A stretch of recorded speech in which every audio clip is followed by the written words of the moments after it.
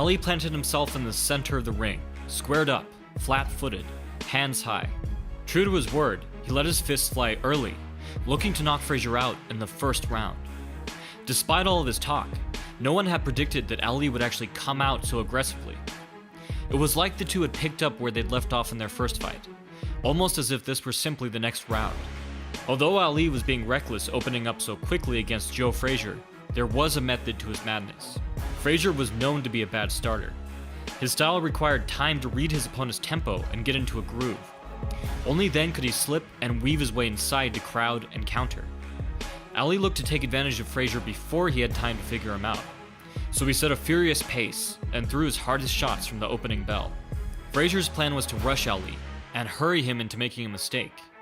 He bobbed down low and presented himself as an easy target, looking to draw and counter, his hands fluidly switching from high guard to cross guard.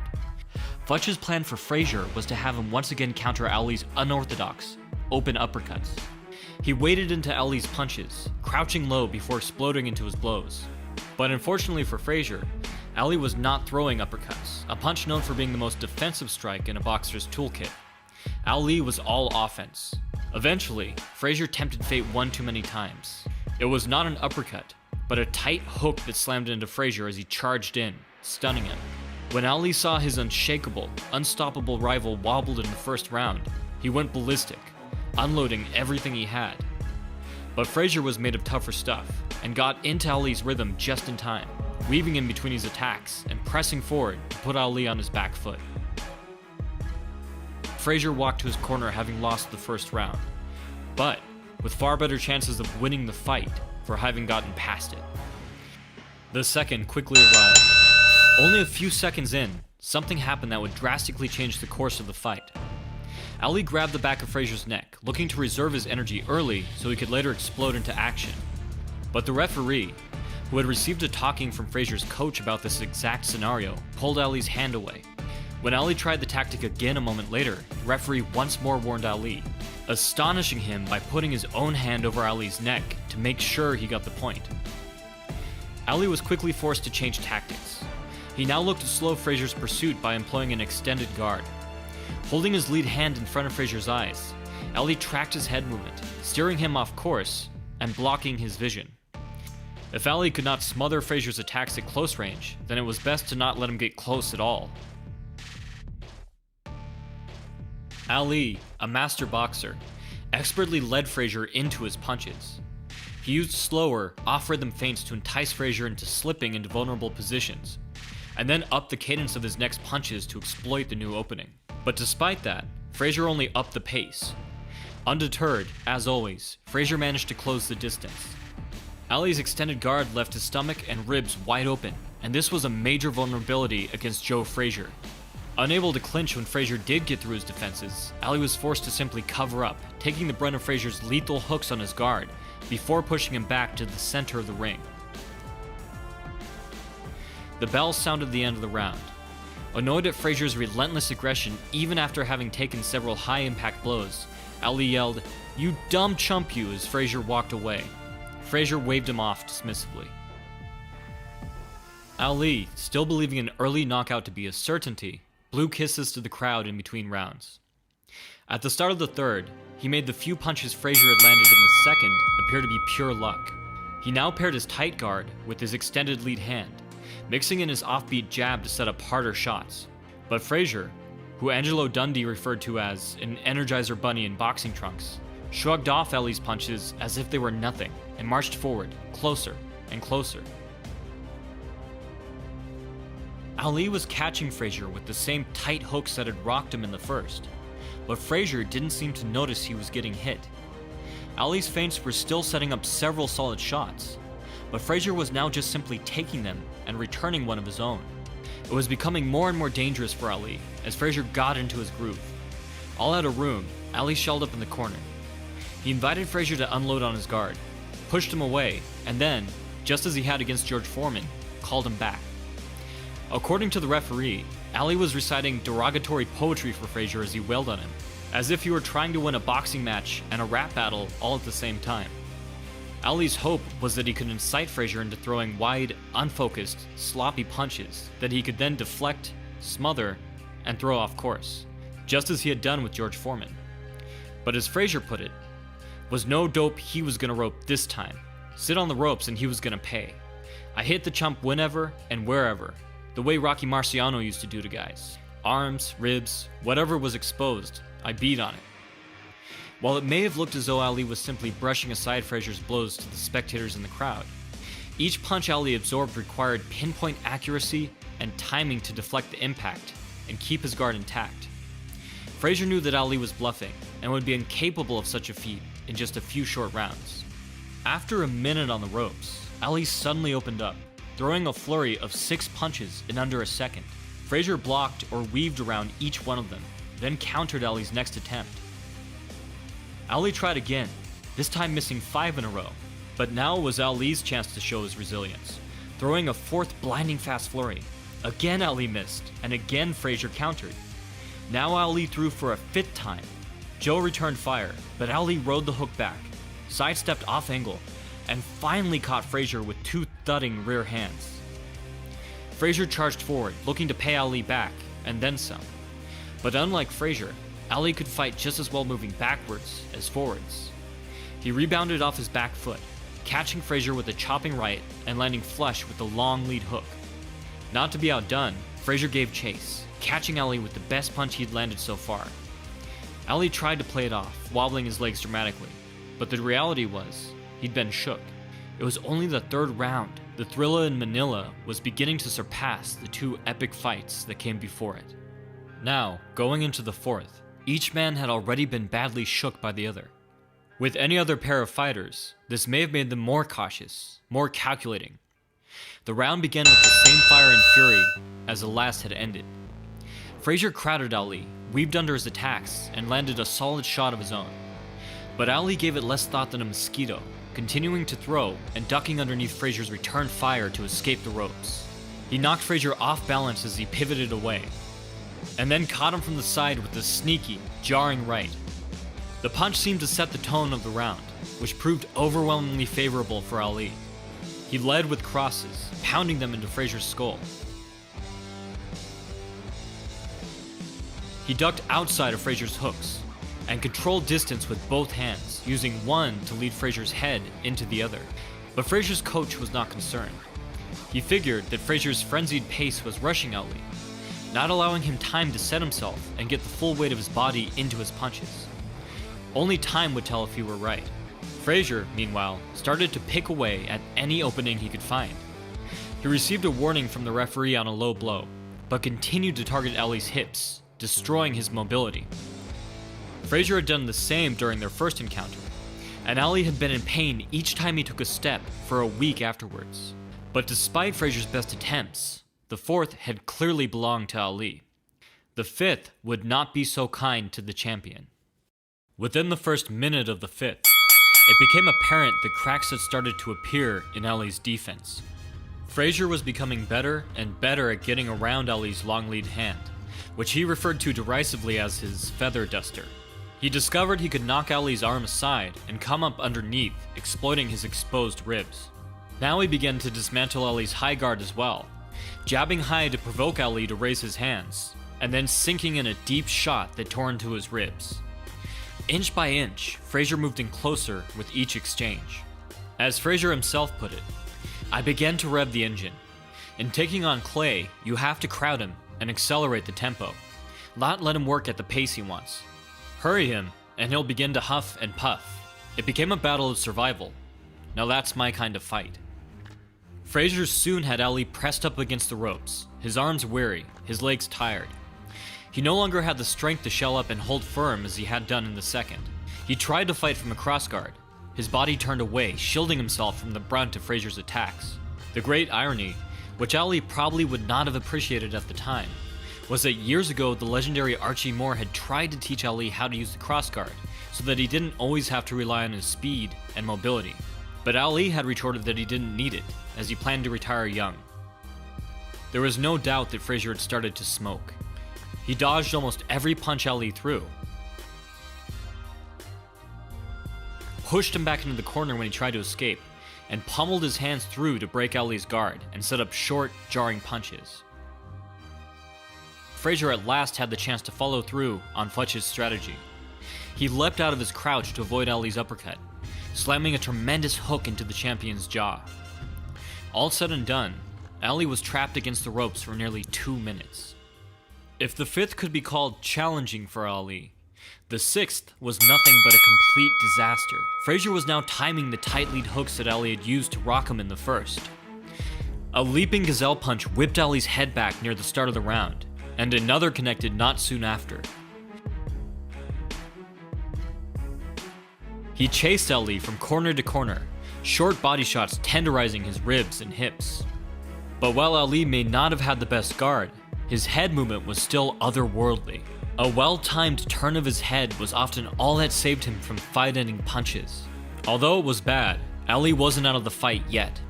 Halfway through the round, he caught Frazier with another tight lead hook that sent his mouthpiece flying across the ring. The announcers mistakenly thought the mouthpiece had been Ali's, and Frazier, all too happy to go along with the story, later bragged about knocking Ali's mouthpiece across the ring in his autobiography. But all said and done, he may as well have. As Ali walked back to his corner, all thoughts of an easy fight and early knockout had vanished from his mind. Now, it was about survival.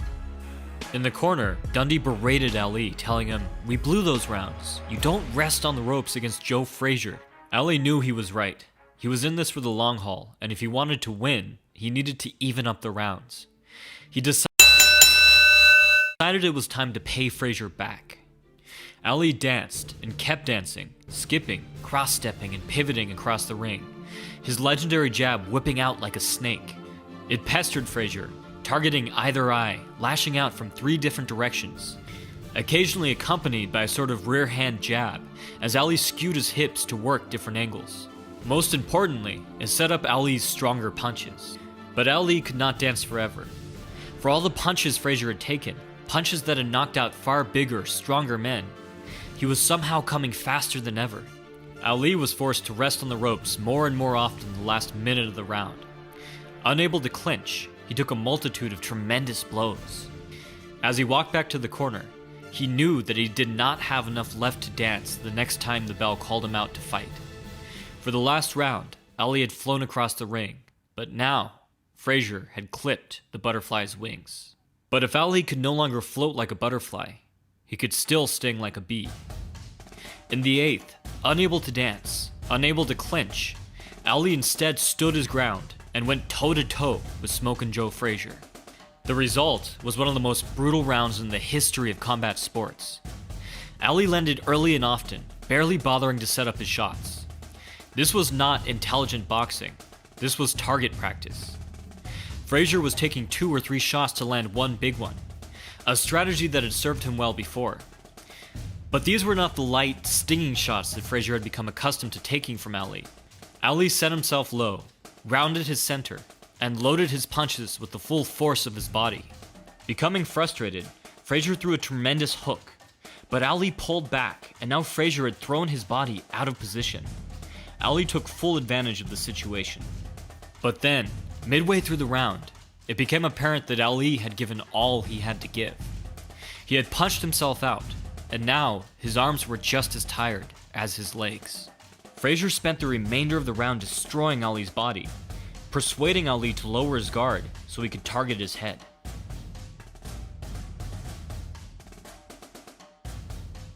At one point, he pounded a thudding shovel hook into Ali's stomach that knocked his hips back into the ring post, drawing gasps from the crowd. Ali was happy to leave the 8th behind him. It was unclear to many how either man had remained standing. In the corner, Ali's ring doctor was wondering the same thing. Ali thought he was dying, he would later recall. He was at the ends of exhaustion.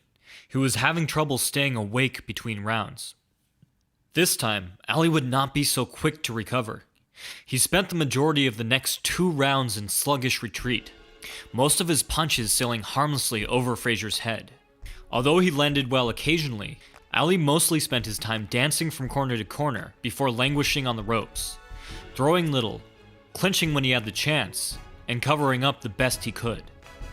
A small respite for Ali was that Frazier had now started to let his emotions get the best of him, and was wasting shots hunting Ali's head while he still had an upright posture. Had Frazier stuck to Futch's plan and battered his arms, the champion may have lost his ability to punch as well as dance. Still, while it could have been worse for Ali, the situation was far from ideal. By the end of the 10th, Frazier had evened up the fight. Ali decided it was time to test his legs. He came out dancing. Frazier quickly caught his prey, driving a hard hook into Ali's chest and shoving him into the ropes. But Ali turned Frazier, and now it was Joe against the ropes. For the first time in the fight, Frazier stopped moving forward. He stood there, bobbing and weaving to stay safe. Frazier broke the stalemate with a leaping left hand, but his pursuit now came in increments. Frazier would later explain, "For me, this night was a tiring one, given how damn hot it was in the arena. 110 degrees, they said. When I'd suck in air, it was like walking into an oven." Frazier swatted a lazy right hand at Ali near the corner, and Ali repaid him with a left hook off a tight cross, jerking Frazier's head around. The punch seemed to finally wake Frazier. Frazier upped the pace, and now it was Ali who dramatically slowed, taking a shearing uppercut as he tried to clinch, and then 3 solid blows to the body just a few seconds later. Ali stayed in the corner for a full minute, Frazier beating on him with either hand, doubling up on hooks to the body and head. It seemed that Ali's rally had been short-lived, the last gasp of a dying man. But according to Ali, his time on the ropes in the 11th was painful, but necessary. He would later explain his behavior in the round. A man who rides a horse and starts off too fast is going to have his horse tired before the race is over. You gotta know when to speed up, when to coast, and when to rest. While Ali was able to pull away from many headshots, he was allowing his body to be used as a punching bag. It was a completely reckless strategy, but it paid off. With under a minute left, Ali, his strength returned, grabbed onto Frazier and pulled him to the center of the ring. Startled, Frazier tried to grab onto the ropes, but the ref helped to rip his hand away. The two men now stood in the center and threw, Ali paying back the beating he'd received on the ropes tenfold. It was now Frazier who ended the round with his back against the ropes. Dundee, watching from the corner, noticed how easy it had been for Ali to move Frazier around. He wondered just how much strength he had left. To make matters worse for Frazier, his eyes were beginning to swell from all the punishment he'd taken throughout the fight. In the 12th, he looked to pay Ali back. Gritting his teeth against 3 hard blows, he managed to press the champion up against the ropes and unload on him almost immediately. But Frazier had finally slowed enough for Ali to get in his rhythm, landing 8 out of 9 blazing fast punches before deflecting Frazier's return fire. Frazier had kept up a breakneck pace for the last 12 rounds. He was like a marathon runner, maintaining a steady pace for miles, but gradually weakening. Ali was more like a sprinter, taking long breaks between activity and then unleashing all the power he had saved up in short, powerful bursts. There were upsides and downsides to both strategies. Ali was under constant pressure and taking consistent punishment. But, unlike Frazier, he was able to store up strength and pick his spots. And so, Frazier had softened enough by the 12th for Ali to push him away, if only momentarily. He only had a moment before Frazier reclosed the distance and filled the gap. But a moment was enough. While Ali's long arms did not allow for much power at close range, his punches still tore into Frazier's face, exacerbating the swelling in his already damaged eyes. Ali danced away near the end of the round, trying to make Frazier believe that he was still fresh. But the truth was, while it was Frazier who had appeared to slow, it was Ali who was beyond exhaustion. In his corner, Frazier informed Futch that his eyes had gotten worse. He had spent the last half of the round fighting in a kind of haze, barely able to make out Ali's punches as they barreled towards his head. Thinking on his feet, Futch came up with a plan. In his own words, "So I told Frazier to stay back about 8 inches, and made him stand up a little straighter." Futch figured that from further back, Frazier would at least have time to see the punches coming. Across the ring, Ali's head drooped forward, the champion now tired in a way he had never experienced before. He felt as though any second he may vomit or pass out. But Dundee had sensed an opportunity and screamed at Ali, "Look at him! He ain't got no power left. Go get him." Ali had sensed it too. He dug deep and came into the 13th, looking for a knockout. The two met in the middle of the ring. Ali pestering his rival's eyes with stinging jabs, and breaking his own rhythm to lead Frazier into hard crosses. Far from helping him, Frazier's new altered posture left him more open.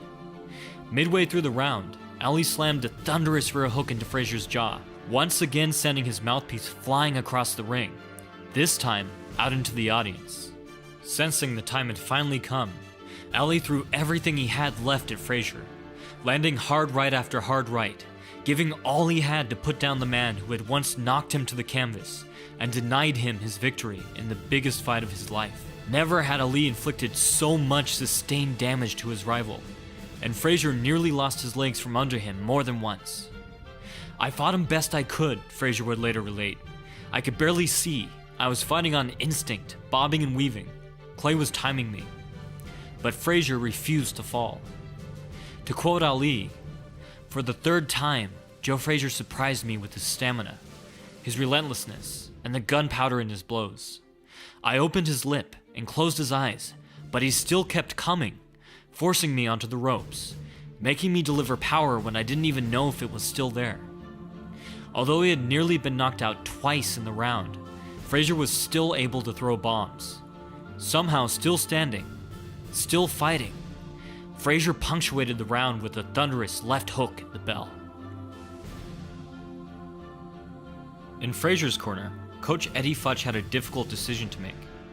Frazier could barely see and had taken a dangerous amount of damage.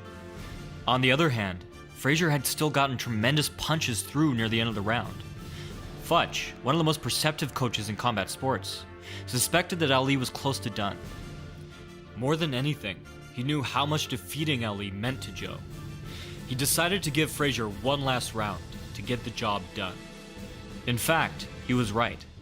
Ali, already past his known limits in the 13th, was in uncharted territory. Even he did not know how much he had left to give. But in the 14th, he gave it all.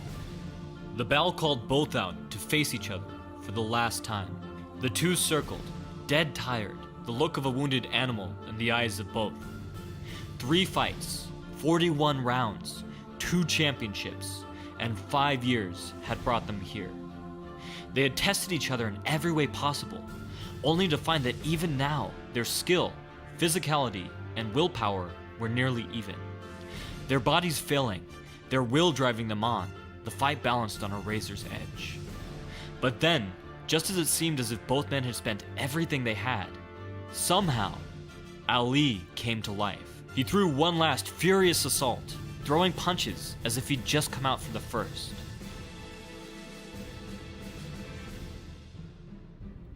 But Frazier endured, and he was still looking for that one shot. Frazier sunk low and hurled himself forward with the last of his strength. But this time, Ali pulled away. Frazier crashed into him, and now, both of them were far past spent. Frazier walked forward, his legs giving way, hands drooping below his waist. Ali stumbled in between punches, pausing and taking big, gasping breaths before firing off his hardest shots, over and over, a look of complete disbelief on his face. To quote Ali, when someone asked a marathon runner what goes through their mind in the last mile or two, he said that you ask yourself, why am I doing this? You get so tired. It takes so much out of you mentally. It makes you go a little insane. I was thinking that at the end. Why am I doing this? What am I doing in here against this beast of a man? It's so painful. I must be crazy. Frazier marched forward on sheer willpower, taking everything that Ali threw his way. And then, it was over. The round ended, and Smokin' Joe Frazier was still standing. Through all the rounds and all the fights, Ali had never once put him down. Barely able to see, the referee guided Frazier back to his corner. As Ali sat down, he had a terrifying realization. He was not sure how much longer he could go on. Of course, he didn't know about Futch's decision. All he knew was that Frazier had taken him to his absolute limit, to a place that he'd never been before, a place he would later call the closest thing to death. In Frazier's corner, Coach Eddie Futch, who'd been witness to fighters die in the ring before, had seen enough. "I'm going to stop it," Futch told Frazier. "You're taking too much punishment." Joe protested. "No, don't. I want him, boss." Blind, battered, beaten, Frazier was in no condition to fight. It's all over, son, Futch told him. No one will ever forget what you did here today. And so the greatest fight in boxing history came to a close. Ali could not believe it. He stood and raised his hands in victory. A moment later, he fell to the floor. To quote the man himself, "I was so relieved, so tired, and in so much pain that my knees buckled, and I stretched right out where I was, right there in the middle of the ring." He had taken 440 hard, solid punches from Joe Frazier. Many throughout the years have romanticized the so-called lost round, wondering what would have happened if Frazier had been allowed to come out for the 15th. But the truth is, both men had already given what they had to give. Both had left a piece of themselves in that ring, and for each, it was a piece that they would never fully get back. Perhaps Ali said it best. We went to Manila as champions, Joe and me, and we came back as old men.